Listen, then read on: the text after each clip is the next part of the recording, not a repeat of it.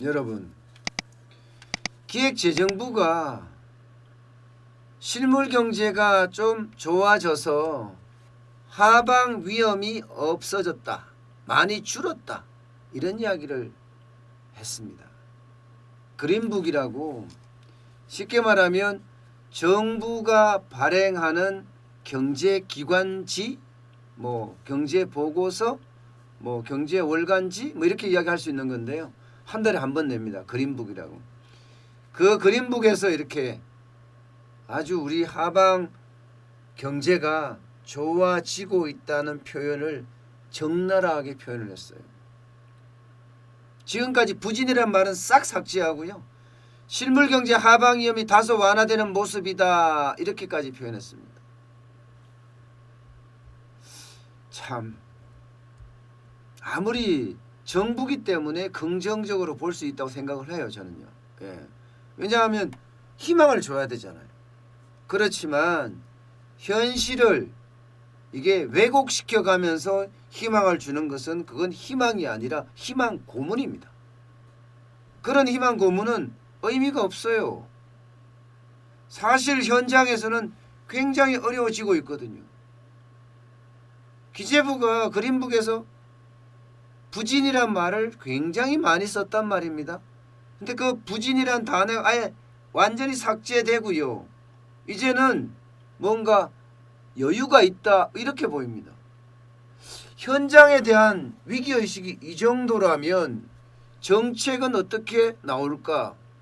그러면 엉뚱한 정책이 나온다. 이게 현실과 완전히 괴리되는, 현실과 동떨어진 정책이 나올 수 있다, 이렇게 표현이 될 수가 있습니다.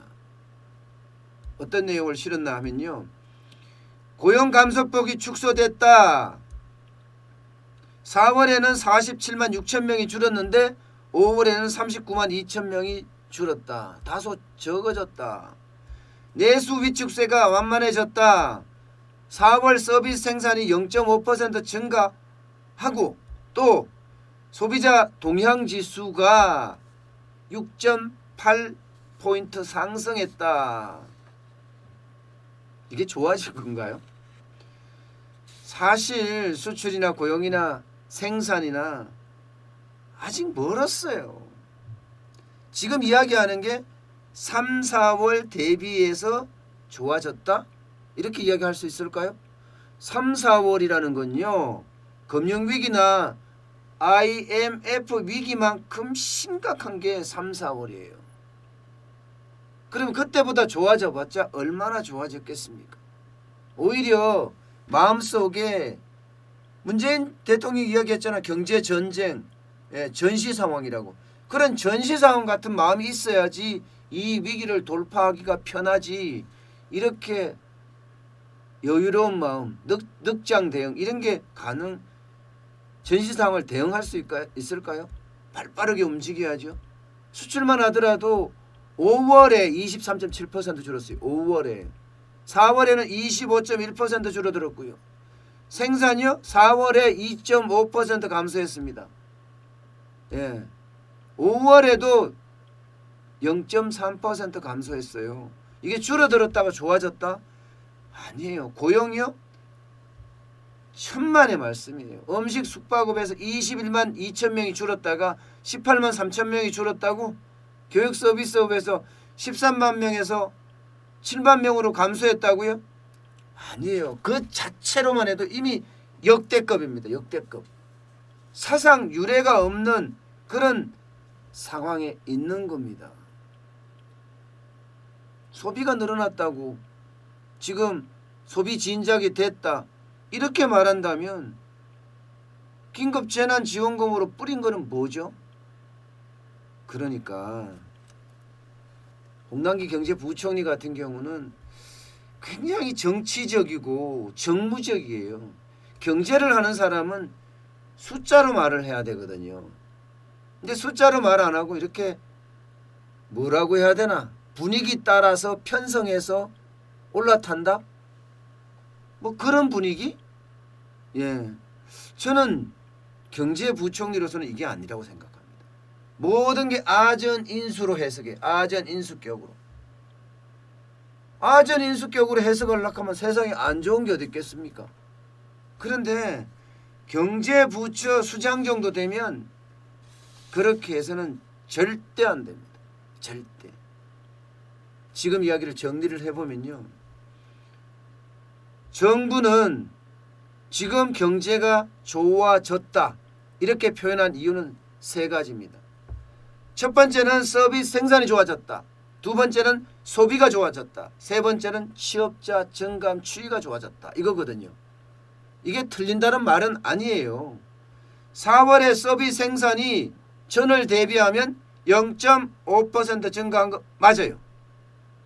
소매 판매도 5.3% 뛰어오른 거 맞아요. 신규 취업자 수도 39만 2천 명으로 줄은 거 맞습니다. 47만 6천 명이라고 이야기했잖아요. 그런데 이거를요 단순하게 전달하고 비교해서 정부가 국민들에게 보고하는 보고서를 그렇게 작성, 경기가 좋아졌다, 하방 위험이 다소 완화됐다고 쓰는 것은 이거는 그야말로 아전인수식이고 어떻게 생각하면 손바닥으로 하늘을 가린다 이렇게 생각할 수가 있습니다. 1년 전과 비교하면요. 서비스 생산 마이너스 6.1%입니다. 1년 전과 비교하면 서비스 생산 6.1% 떨어졌다니까요. 소매 판매요 5.3% 좋아졌다고요. 그거는 전달하고 비교고 1년 전과 비교하면 마이너스 2.2%예요. 2.2%.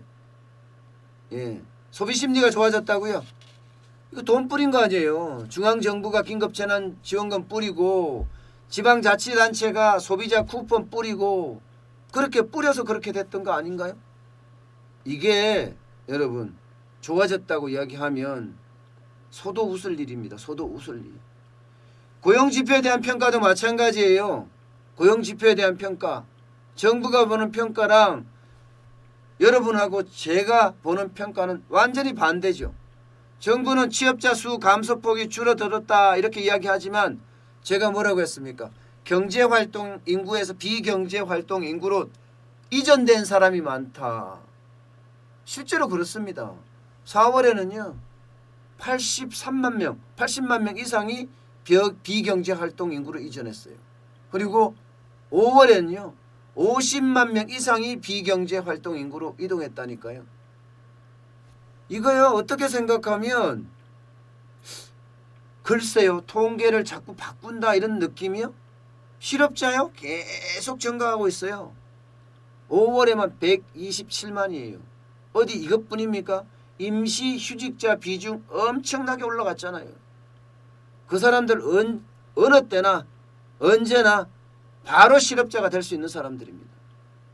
임시휴직자가 뭐예요? 정부가 70% 임금을 보존해 주면서 붙들고 있는 사람들 아니에요? 이게 6개월 지나면 다 없어집니다. 결국은 실업자들 계속 늘어나고 실업률 계속 늘어나는 게 지금 현실입니다. 예, 실업자만 하더라도 5월에 엄청나잖아요. 예, 127만 8천 명 정확히. 실업률은 4.5%. 1999년 월별 통계 작성 이후 최고치. 1999년 월별 통계 작성 이후 최고치라는 것은요. 역대급이라는 거예요. 제가 말씀을 드리잖아요. 문재인 정부는요. 금융위기하고 비교하는 것도 싫고 예, IMF 외환위기하고 비교하는 것도 싫어해요. 때문에 잘 안 나와. 그런 통계가. 근데 실제로 보면 제가 말씀드리죠. 금융위기보다 지금 더 어렵고요. IMF 외환위기 때보다 훨씬 어렵습니다. 왜 어려우냐고요. 작년부터 정부의 경제정책 실패 때문에 경기의 끝단부터 무너졌어요. 자영업자부터. 예, 영세 중소기업, 중경기업, 대기업 할 것 없이 비용 팍팍팍팍 늘어나고요. 소득주도의 성장 정책이 우리 경제를 사실상 망쳤다니까요. 그런데 지금은 코로나19에 다 덮어 씌워놨잖아. 코로나19 때문이다. 전부 이렇게 이야기하거든요. 아니거든요, 사실은. 근데 코로나19가 엎친 데 덮친 격으로 그야말로 더 한 방을 매겨서 지금 우리 경제가 빈사 상태로 가고 있는 거예요. 재정 풀어서 살아나는 거지 어디 뭐 소비가 살아납니까? 수출이 살아납니까? 일자리가 더 만들어집니까? 생산이 좋아집니까? 좋아지는 게 아무것도 없어요. 좋아지는 게. 저는요, 목에 칼이 들어와도 경제 수장은 자기 소신을 지켜야 된다고 생각을 해요. 이게 권력에 아부하고 고개 숙이기 시작하면 한도 끝도 없어요. 우리 곳간 텅텅 비었잖아. 이래서는 안 되죠. 이래서는. 그러면서 하방 위험 적어졌다, 완화됐다, 경기 좋아졌다, 바닥 경기. 아이고야. 와서 한번 일을 한번 해보시라 그러시죠. 와서 보면 바닥 경기 진짜 엉망들이거든요. 최악으로 점점 가고 있다니까요. 실물 경제가 이제 있잖아요. 현장에 파급이 오기 시작해서 실물 경제가 6월 지나고 7월 지나고 8월 아마 8월 31일쯤 가면 이미 재난지원금 효과 끝났지만 또 2차 재난지원금 주겠다 하겠죠. 그러면 재정은요. 그러니까 경제 수장이면 오롯이 경제만 보고 앞으로 뭐 내가 정치한다 생각할 필요도 없어요. 나는 오롯이 경제만 보고 대한민국 경제 내가 제대로 살리겠다 하는 생각으로 똑바로 봐야 되는데 그렇지 못하고 장밋빛으로 보고 또 손바닥으로 국민을 속이려고 하고 이러면 안 된다는 거죠. 그렇게 되면요. 결국요. 우리 경제 자칫 잘못하면 파산으로 갈 수도 있습니다. 지금 상황 보세요. 코로나19 재확산 시작됐죠. 여기에다가 미중 무역전쟁 더 심화되죠. 세계 경제 성장률 뚝뚝 떨어지죠. 우리에게 좋은 요소가 아무것도 없습니다. 대한민국의 가장 좋은 요소는요. 수출입니다. 수출은 누가 맡고 있습니까? 기업이 맡고 있어요. 그러면 기업을 위한 지원을 엄청나게 해야 돼요. 그런데 글쎄요. 문재인 대통령도 3주년 특별담화에서 리쇼링 국내 업체가 해외 공장 짓는 것을 유턴해라. 그러면 엄청난 혜택을 주겠다. 이렇게 3주년 특별담화에서 이야기를 했습니다. 근데 현실은요. 정부가 나서서 기업 옥죄기 법안 만들어요. 법무부도 공정거래위원회도 고용노동부도 전부 기업 옥죄기 법안만 만들고 앉았다니까요. 이래놓고 무슨 리쇼링이에요. 이래놓고 무슨 수출 기업 도와준다는 거예요. 말도 안 되는 소리죠. 이렇게 가면 기업들 처참한 피눈물 흘리면서 무너지고 말 거예요.